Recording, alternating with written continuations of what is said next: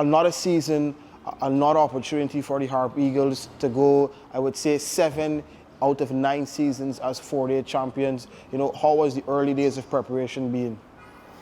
Yes, Akeem, thanks for having me. Yes, we would have started our fitness assessment last week, knowing we had the Christmas break. You know, the guys who took the break for the holiday season, you know, just have a look at the guys to see where most of them are. And it's very good that, you know, our fitness scores have been very, very impressive.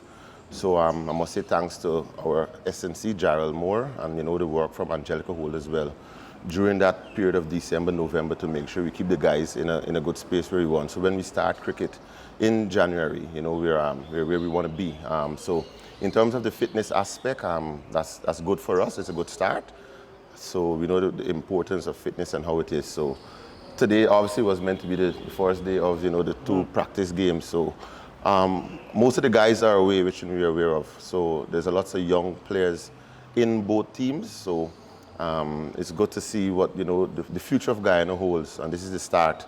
So I'm very much excited to see the, you know, young Hetmai and the young other guys who are around this setup for quite some time being given the opportunity to play, and not just play, because obviously, you know, we'll be going in probably with a few guys short as well. So it's a perfect chance for them to put their hands up and probably gain selection. You know, so there's some slot to be filled there. So, you know, just looking forward to the 2 games coming up. I just want to ask about that. You know, you have 5 players currently in Australia on that 2-test tour. Maybe about 3 of them may stay on after that tour for the white ball segment. And then, you know, you also have some other players away for T20s. Is it a bad thing? How do you look at it, you know, having those players away, but at the same time, you're going to have some inexperience to fill the ranks? Listen, it's always good having players on tour with the senior team. So I'll never look at the negative part that we don't have them during the tournament. And when we had this discussion a year ago before the 4-day tournament, and I mentioned to you that development of players is very important. And I also said I would love to see players in the West Indies A team, the Test team, and the ODI team. And when you had a recap of last year, in terms of what, you know, the guys would have achieved, it's a plus. So I'm happy for each and every single one of the guys who are there. If it means that we have to go in with, you know, without them, that's fine. Gives an opportunity for the others as well. So that's all part of a development process. You know, it just don't be 1 or 2 years. It takes time. So this is a perfect opportunity for the other guys now to step up and strike a claim, get into the first class team, because, as I said, you see how cricket plays now.